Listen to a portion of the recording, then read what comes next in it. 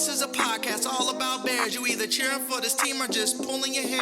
I like to take a minute, just sit right back and tell you how I became the #1 Bears fan. That boy is Benny Hunter. Cake on the mic, cake on the mic, cake on the mic, cake on the mic.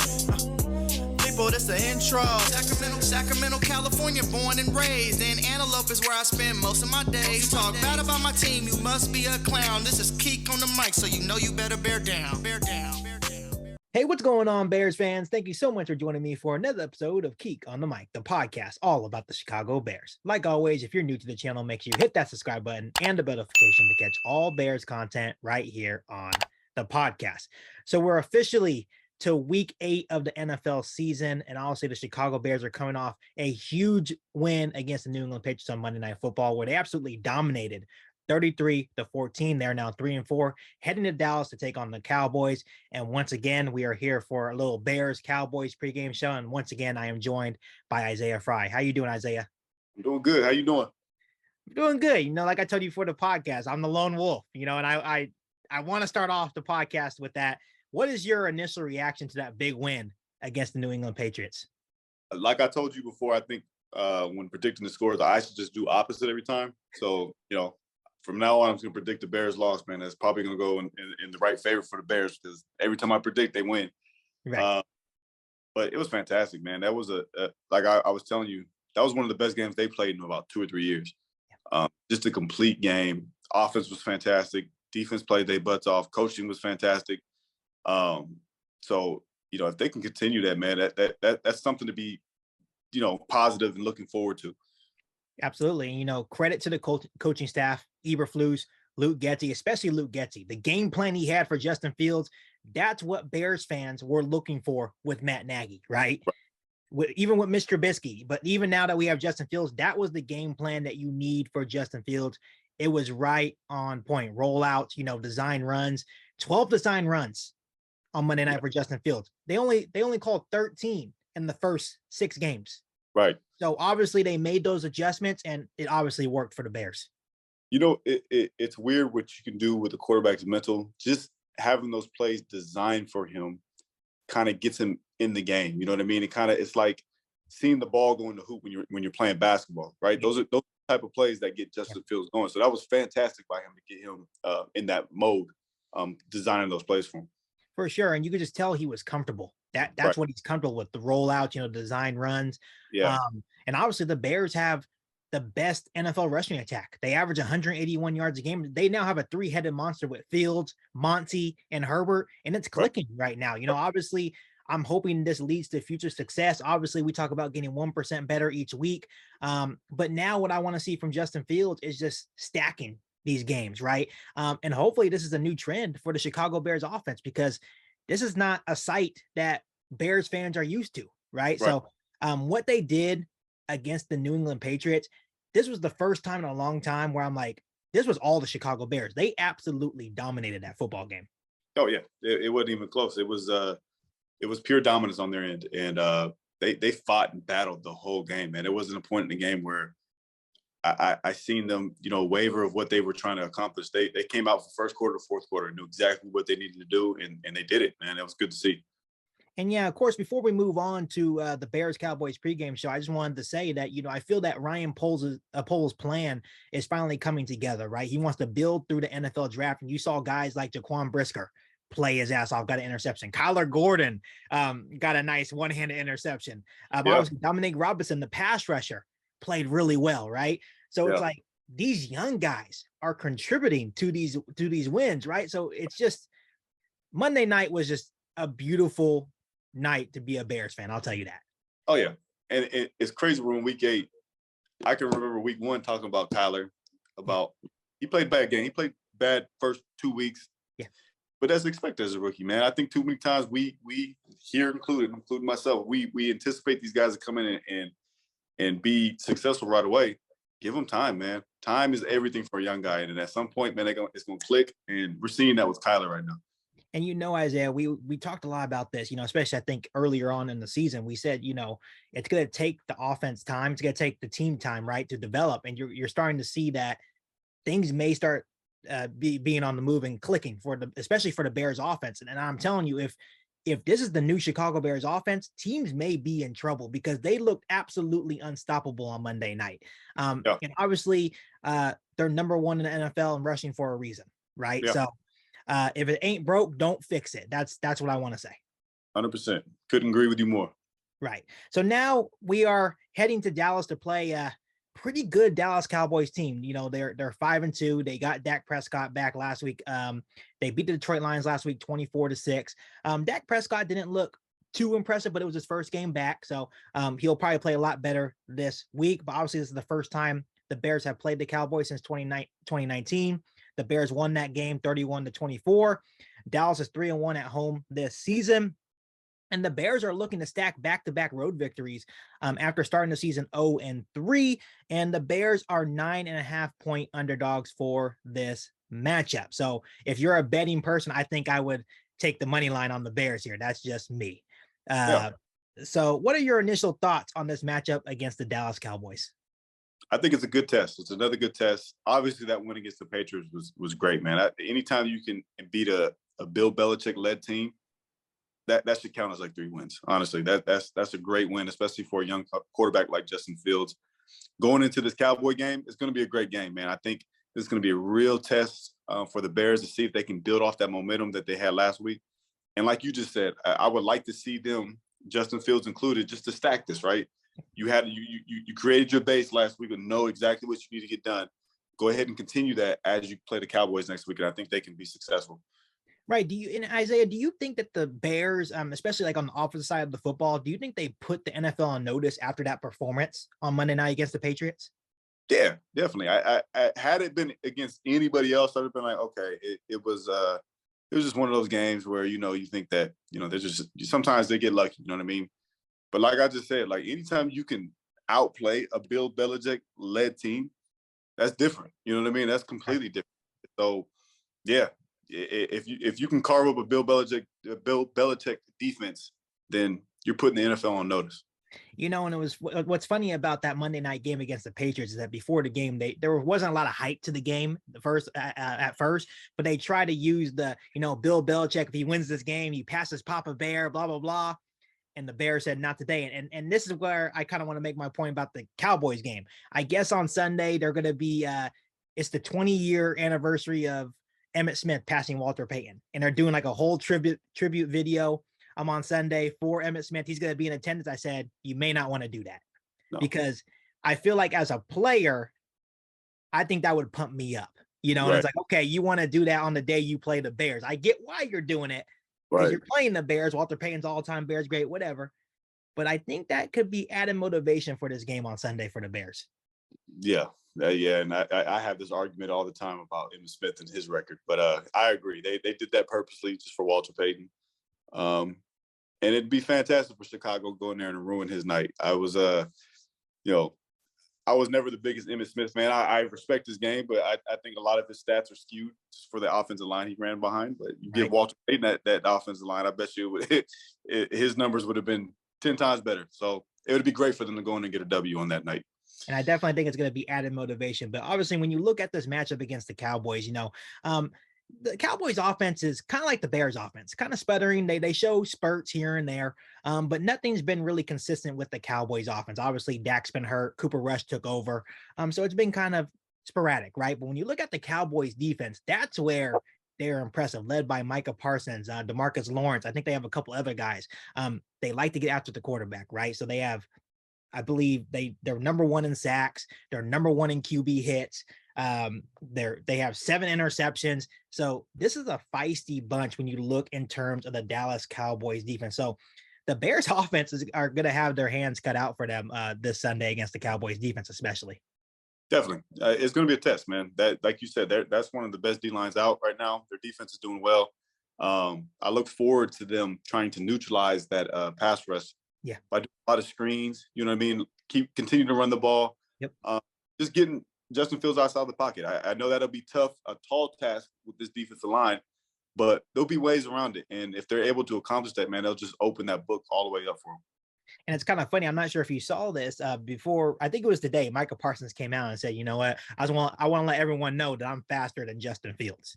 So basically saying, even if they try that rollout stuff, it's not going to work. I said, well, hold on, Micah Parsons, because like I said, we do have a three-headed monster, right? So Yeah. I think Justin Fields really does help the running game, right? Because then you don't know who's getting the ball. You can run it with Justin Fields, you can run it with Herbert, you can run it with Montgomery. So that three-headed monster is really helping the Bears offense. But I just thought it was really funny that Micah Parsons came out and said, you know what? And I know they're buddies, you know, they're competitive. He wants to dominate Justin Fields and Justin Fields wants to dominate him. But I thought it was funny that Micah Parsons came out today and made that known. Yeah. I mean, I can't remember what Micah ran in the 40, but could you remember, was it a 4.4? I mean, it was a 4.39 and Justin Fields ran a 4.4. That's insane. That's insane on both levels. It's insane that Justin Fields running a 4.4. It's insane that Micah's running a 4.39. It's unbelievable. It's all about angles, though. You know what I mean? Like, it's all about angles. If Micah Parsons doesn't have the angle on Justin Fields, you're not catching him. You know what I mean? So, right. I just thought it was funny. So obviously there are some key injuries for this game for both the Bears and the Cowboys. Unfortunately, our boy Sam Musfer is now the starting center again because Lucas Patrick didn't even make it a quarter as the starting center. He's now on IR with a toe injury. Right tackle Larry Borum is in concussion protocol. If he doesn't play, the veteran Riley Reef would probably take his spot. So not too concerned there. And then, of course, D tackle Armin Watts has some personal reasons going on. I'm not sure if he's going to play or not. Looking at the Cowboys, Ezekiel Elliott will be out on Sunday. That's what they're saying, with the knee, and I think it was like a thigh issue. So Tony Pollard will play a bigger role, which Tony Pollard is a really good running back in the NFL, so don't take him lightly. Micah Parsons, speaking of him, he's dealing with a shoulder issue. He's been limited the last couple of days. He'll probably be good to go. And then tight end Dalton Schultz with a knee injury was also limited. So some key injuries to look at on both sides of the ball. So Isaiah, I'll start with you here. What are some X factors for this game against the Bears and Cowboys? The X factor, man, is for Chicago, and I think I'm just going to stick with them, is Sam Mustipher. And the reason why I say that is because the Bears were rolling last week, man, and it was obvious that there was an improvement on the line. And for you to come back in and reclaim the position that you had prior when they weren't going well tells you that you were part of the reason why they weren't doing well. So I'm going to go out on a limb and say that he's going to use this as motivation to go out and play his best game that he's had since he's been a Bear. And I'm calling him to be the X factor this week. I hope you're right. I really do hope you're right, because we need good center play, right? So I'm hoping you're right, but I hope I'm right too. I think Luke Getsy is going to help Sam Mustipher out, right? By rolling Justin Fields out, right? Making sure the pressure's not all on him. But there were times where, how do I want to say this? When Lucas Patrick was playing center, that was the first time I saw that Justin Fields was able to step up in the pocket. Right. With no one in his face. Noticeable. It was noticeable, right? When Sam Mustipher comes back in, he wasn't doing that. He's rolling out to the left or right, So I'm hoping you're right, but Sam Mustipher just hasn't proved it. But maybe he does use this as motivation, and he plays better because, like I said, we need the interior of the offensive line to play well. Yeah, we do. This is a very good Dallas defensive line. They're going to get after the quarterback. They're going to get their pressures, right? There's really no way to stop it, right? Obviously, if you have a perfect game plan, but there's a good Dallas defense. They get after the quarterback, so it's going to be tough. Oh, it is. It's going to be tough. And this is a heck of a game for Sam Mustipher to come back and play against that daunting D line. But hopefully they can kind of scheme some things to kind of help him out a little bit. But personally, some of the times last week, Justin did it on his own, man. There was a time where, they had an all-out blitz, and he got the ball out quick, and he threw it at an angle that was awkward, but he got it through, and it was a touchdown, right? He was that screen pass when they blitzed him. He got hit by like two dudes. Right. Those are him making plays. So if he's able to continue to do that, man, they'll be okay. And I'm glad you brought that play up. Obviously, on that screen pass to Herbert that went for a 25-yard touchdown, Justin Fields changed that play call. You're right. He noticed it was cover zero all-out blitz, and he changed the call at the line to make sure Herbert knew it was a screen, and it worked. That's development. Heck yeah. It was a great play, great check. It was great everything. That's the kind of stuff that you want to see if you're a Bears fan, right? If Justin Fields didn't notice that, that's concerning, right? Yeah. But the fact that he saw it, it's like, oh nope, kill, whatever he said, right? And it worked. That's the kind of stuff that you want to see from your franchise guy. Oh, definitely. And I like the fact that he stood in the pocket and he knew he was going to get hit. Like anytime it's cover zero, there's a free guy, as a quarterback, you're going to get hit. Some guys get gun shy and try to roll out the pocket or they short arm it. He stood in that pocket, man, knew he was going to take the hit and got it off. And so kudos to him. And that was a great play. And I would say it was probably a little bit of roughing the passer, but hey, that's just me. The guy had a couple of steps. Anybody else, if it was Aaron Rodgers or Tom Brady, it would have been a penalty. Absolutely. So yeah. Isaiah, my X factor for the Chicago Bears, obviously the Bears trade away Robert Quinn. So now that means extended playing time for Dominique Robinson and Travis Gibson. I'm looking for them to step up in a big way. I've mentioned to you before that I love what Travis Gibson does for this D line. I feel like he's always making plays. Same with Dominique Robinson. These are two guys that have high motors. They're two young guys, right? So this is what this Bears team is all about. This is what this year is all about, is developing guys like these two. So as much as people may have been upset to get rid of Robert Quinn, I don't think it was a lot of people, but that was a very good trade by Ryan Poles, getting a pick back. And then now you allow two guys like Dominique Robinson and Travis Gibson to step up. And they're my X factors this week. Get out there, Dak Prescott. He's still getting in the mix of things, right? And we're going to need production from our D-line. We need to generate pressure. And I feel like these two guys can have a big impact on Sunday. Right. When I first heard the trade, I was kind of thrown away by it just because they came off a great win. And I'm thinking like, what could be the reason to trade Robert Quinn away? But obviously you get a draft pick back. But I'm trying to figure out, are they freeing up some cap space for that, or are they taking on some of his salary as he's going to Philly? I couldn't. So the deal is, and this is the reason why we got a higher compensation for a 4th round pick. We're paying $7 million of the remaining salary. Okay. But by next offseason or this offseason, it would also free up $10 million in cap space. Gotcha. That makes sense. Okay. And then, I completely agree with it. Robert Quinn's a fantastic player. He's going to go and help Philly out a lot. But that cap space is everything for them right now. So that was a good trade. Yeah. And it's all about developing your young guys. Obviously I believe Dominique Robinson was the one that tipped the pass that Roquan Smith picked off on Monday night. Right. So this guy is, every time he's in the game, he makes a play. So I'm excited to see him in an extended role. Same with Travis Gibson. So now you have Dominique Robinson, Travis Gibson coming in, right? And I feel like they're going to take advantage of the opportunity, and hopefully it starts this Sunday. Right. Yeah, I agree. So do you have any X factors for the Cowboys? For the Cowboys, I'm gonna be cliche as I am sometimes. Dak Prescott, right? Second game back. Played okay last week. Expected for a first game back. To see him get back to his normal self will be, it'd be something to watch. So if he's able to go out and be, 3/4 of himself, man, that's going to help that offense a ton. So I look for him to be an X factor for Dallas. Yeah, and I totally agree. As I'm popping up some stats of the Cowboys offense, like I mentioned earlier in the podcast, that the Cowboys offense hasn't been the best either, right? I think a lot of people are going to be talking about the Bears offense, right? How they've been inconsistent, but the Cowboys offense hasn't really been there either.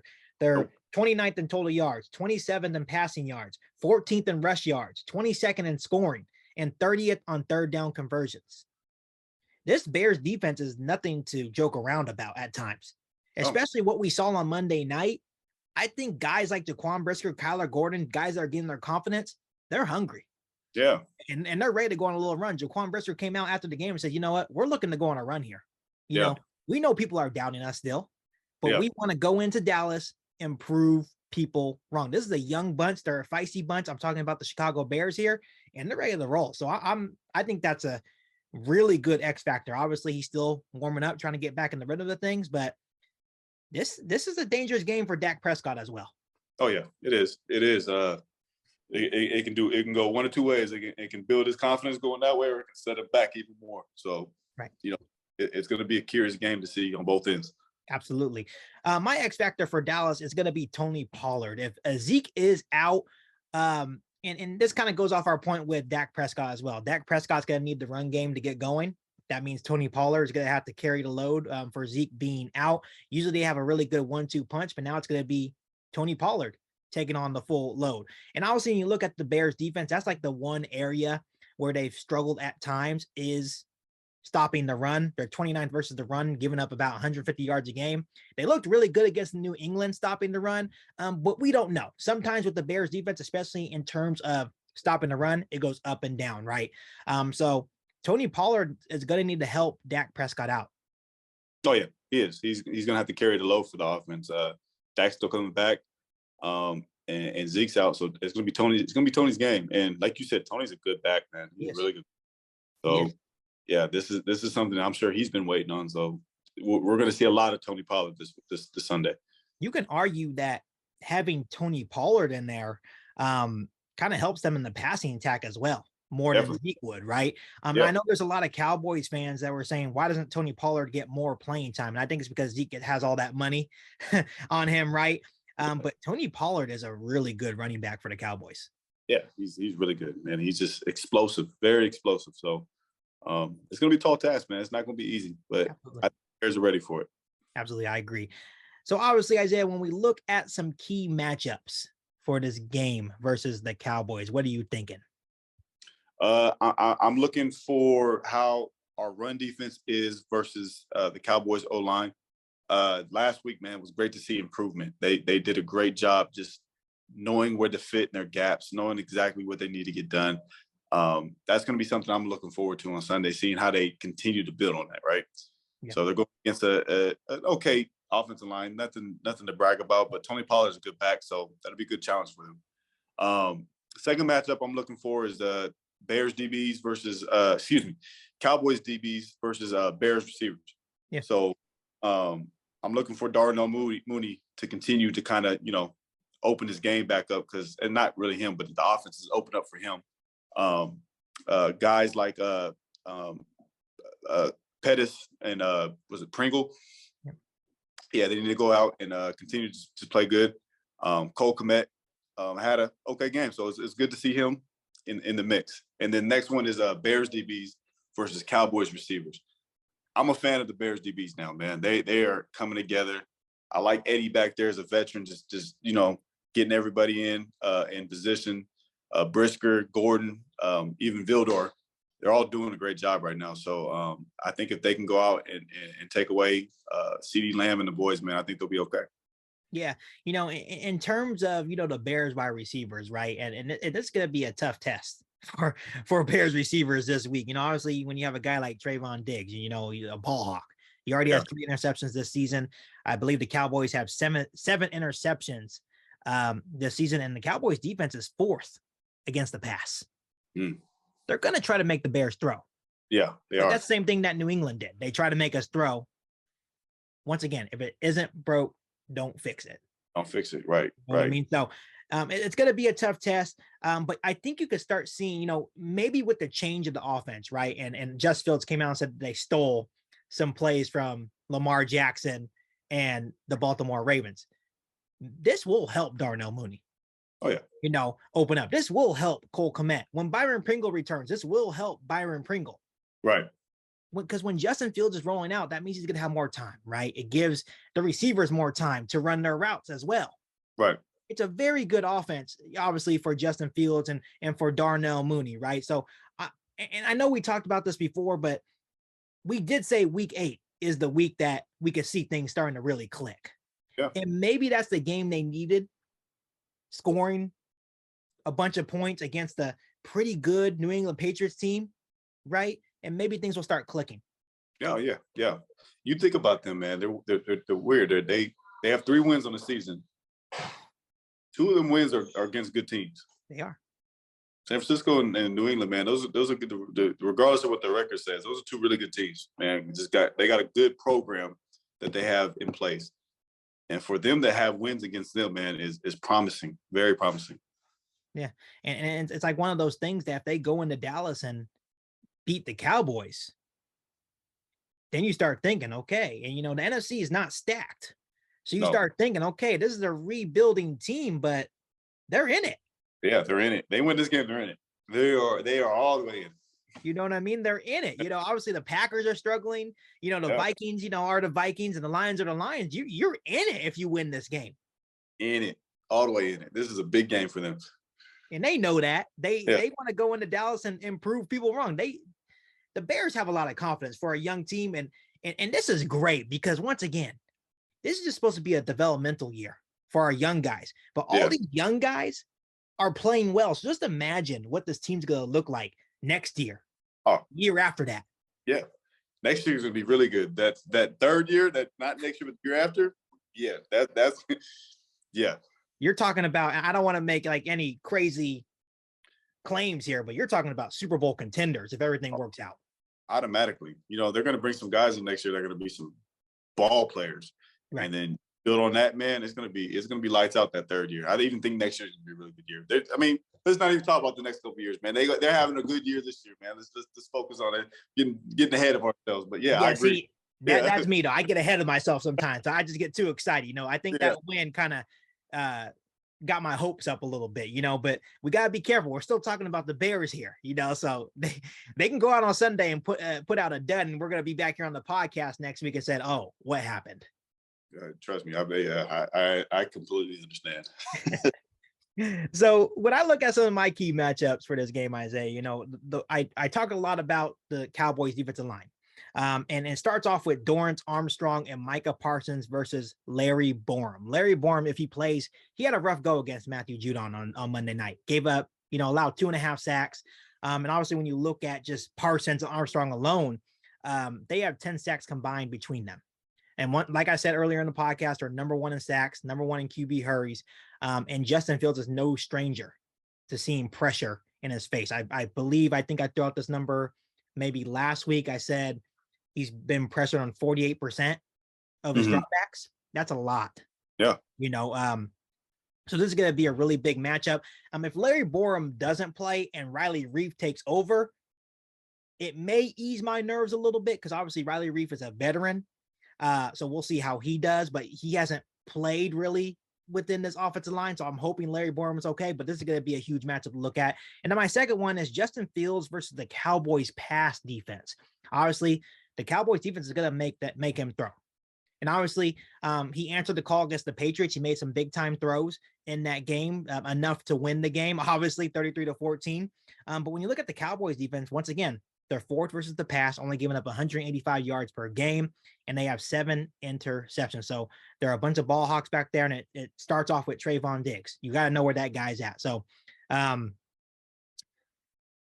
looking for just Fields stack games, like I mentioned earlier in the podcast, and I think he can do it. I think that's the game he needed against the Patriots to get his confidence up, and I think he's ready to go. Definitely. I agree. You go into Foxborough and get a W against Bill Belichick, man. That'll do wonders to your confidence. So yeah, I look forward to him stacking this next week. This should be a good game for him. Absolutely. So as we look at 3 keys to a Bears win, what are they, Isaiah? Continuing that offense attack is one. They got a good flow last week. Keep it going. 2, containing the run game like they did last week. And 3, just staying ahead on schedule when it comes to downs. And what I mean by that is never getting too far behind schedule when it comes to being first down. So not looking to get anywhere in the 2nd and 8, 2nd and 9 territories, trying to be in like 2nd and 4, 2nd and 5 territories, just so they can manage the game and be able to that clock. So I think those are the 3 keys that they need to have to win this game. Right, and keeping the defense off balance, right? Of course, you have a really feisty bunch in the Cowboys defense, but if you can keep them off balance, it's going to make them uncomfortable, early on. And I think if Luke Getsy kind of has a similar game plan, hopefully like he did against the Patriots, I know every matchup's different, but if they're doing the same stuff, you could definitely make the Cowboys defense a little bit uncomfortable. So I definitely agree with that keys to a Bears win. So my 3 keys to a Bears win is keep Justin Fields on the move. Once again, the game plan that Luke Getsy had for Justin Fields against the Patriots was absolutely beautiful. Obviously, you look at the design runs. He had 12 design runs against the Patriots, only had 13 in the 6 games before that, right? The rollouts, the easy throws, right? The screens to Herbert, to Mooney, right? You could just tell that Justin Fields was comfortable. And I can even argue that that may have been his best complete game as a pro. Yeah. And I'm confident in saying that, right? But yes, keep Justin Fields on the move and keep this defense uneasy, right? Obviously, there's going to be pressure in their space. That's where you hit the screens for Velus Jones, right? That's where you need to run the football, right? Just keep Justin Fields on the move. Don't sit him back there like a sitting duck and let him take the shots, right? Roll him out. Number 2, run the ball. Obviously, Dallas is 20th versus the run, giving them 120 yards per game. Obviously, the Bears have the best NFL rushing attack, rushing for about 181 yards per game. Once again, they have that 3-headed monster. And once again, if you want to say the line for me again, if it ain't broke, if it ain't broke, don't fix it. I don't think you heard me there. If it ain't broke, don't fix it. If it ain't broke, don't fix it. Run the ball. Montgomery, run the ball. Herbert, run the ball. Justin Fields, run the ball. And number 3, avoid turnovers. You know, obviously, I feel like the last couple of weeks, Justin Fields has been unfortunate with the tip passes and getting interceptions. Let's try to avoid the turnovers. If you want to go into Dallas and be a pretty good Cowboys team, you're going to have to play clean football. Definitely. Most definitely. You can't go in there turning the ball over against a good team like that. But I think they're going to be good. I think they got their formula together. I think they do. Yeah. I think they do. And that was the interesting part about watching that Monday night game. You're watching there and you're like, I'm hoping that this is not just a 1-game thing, but I think having that extended time off, that mini bye, really helped them. Yeah. You know, what works for Justin Fields, rolling them out. What works for the offensive line? Even on the defense side of the ball, you could tell there was changes. Yep. Right. Everyone looked confident in that game. So it was nice to see. You know, it was great. I was watching the game and I was listening to the broadcast, and they said that Eberflus actually met with every player prior to this game individually. So I think that was good, man. It was good to kind of, get into that psyche of every player to understand, of the why of what you're doing, your purpose, and, going out there with knowing exactly what you need to get done, man. I think, and you've seen it with every player out there. They knew exactly what they needed to do to win that game. Yeah. Yeah. And once again, they executed. We talk about, and I brought it up last week, the Bears are driving the football. It was about them finishing those drives. And what did they do? They finished. They executed. Yeah, they did. I don't think this team is far off. There's still holes, right? There's still some things you can fix, but this team isn't far off. No. And we've seen glimpses of it throughout the year. Like, even that Vikings game, as bad as it was in the first half, that second half was a completely different ball game. Right.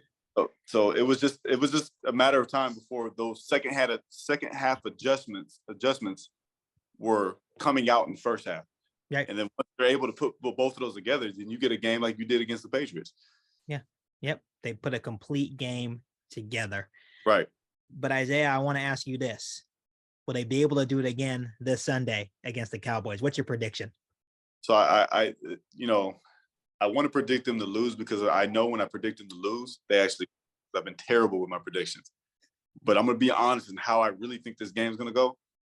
I think the score is going to be 24-20 Bears.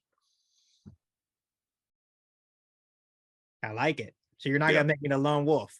No, I genuinely think, like, and let's be real about it. Dallas is due for a loss. They are.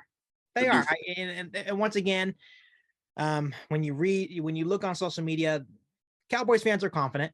Yeah. Once again, they think this is going to be a cakewalk. I think people look at the spreads and they're like, 9.5 win. You can't look at the spreads. No, not at all. The Patriots were 8.5 point favorite last week. Right. And the Bears beat them 33-14. Right. Any given Sunday, I really believe in that. And like we said, I feel like the Bears have found their formula. Yeah. What they're good at on offense is running the ball and rolling Justin Fields out. That's their formula to success. Yep. And everything clicked. On defense, I feel like it's starting to finally click. Yep. Everything is finally starting to click for the Chicago Bears team. But once again, I'm not going to give a score. I feel like I have better luck just saying the Bears are going to win. Okay.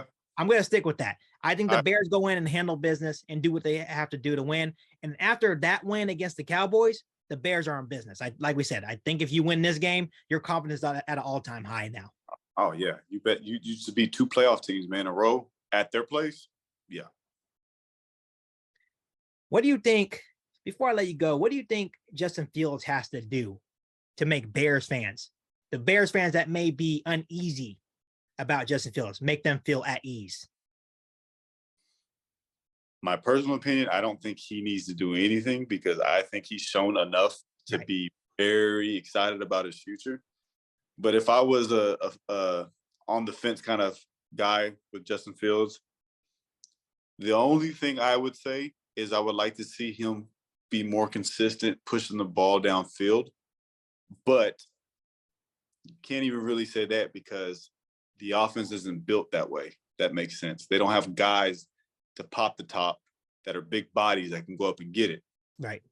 So that's just me being picky if I was on the fence. But I know he can do it because I see his arms. Arms live, very live. He's live.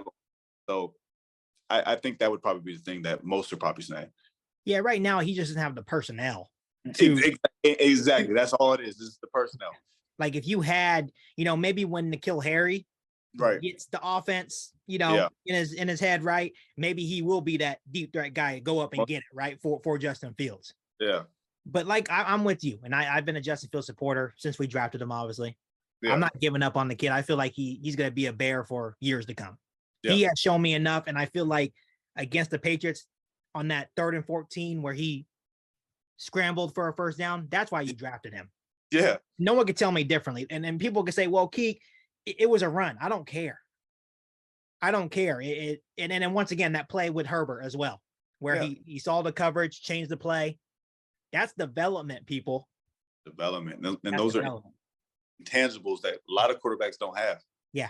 Yeah. And I think the broadcast even said, like, only a couple of people can make that 3rd and 14 play. Yeah. 100%. And another thing about him that it gets me excited about him is I'm sure he hears that. He hears the noise, man. He hears the noise that goes around with him. It doesn't faze him. It doesn't. Any other younger quarterback, man, you'd see them and get a little rattled about, the media's talking about me. Like, he really go out there and play the same game he plays every single week. Right. And, that's good to see. His poise is there. He has a lot of poise that is needed at that position. And that's why I said that game for him against the Patriots was important for him to go out there and to play the way he did. So now if he can stack those games against another very good Cowboys defense, people are in trouble. Yeah. I truly, and I'm not just saying that because I'm a Bears fan. People, I hear the comments from other fan bases saying, you know what? I have to give it to you guys. Justin Fields is getting there. You look at Mac Jones, he got benched. What is Zach Wilson doing? He's not doing anything. Trevor Lawrence has been, iffy, right? Justin Fields to me is like, he's going like this.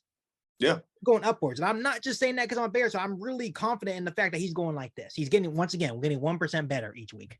Yep, he is. And that's all we can ask right now. And then, I'm excited for him. Yeah, I'm excited for this matchup against the Cowboys this weekend. And once again, Isaiah, thank you so much for coming on. I know the Cowboys were one of your destinations, right, when you played? Yeah, it was. NFL? Actually. That was my last stop to my NFL career. And there's actually still a couple players that are on my team that are still playing. Anthony Brown's playing corner for them. Yep. So, good friend of mine. So I hope he does well, but not too well. Yeah. Hopefully Justin Fields runs right by him. Maybe he gets like a pass deflections. No interceptions though, just pass. Yeah, right. But Isaiah, once again, thank you so much for joining me today for a pregame action. Anytime. Thank you for having me. No worries. Bears fans, before I let you guys go, let me ask you guys this. Who is going to win this Sunday's matchup against versus the Bears versus the Cowboys? Let me know down below in the comment section. Before I let you guys go, make sure you hit that subscribe button and the notification to catch all Bears content right here on the podcast. Make sure you follow me on all my social media platforms. Make sure you share this episode of Keek on the Mic with every single Bears fan that you know. But other than that, I'll be back for an all-new Bears podcast right here on Keek on the Mic. Thanks, guys, and bear down. Riding with Country Bear. You ain't bout it, you ain't Keek on the mic. You ain't bout it, you ain't Keek on the mic.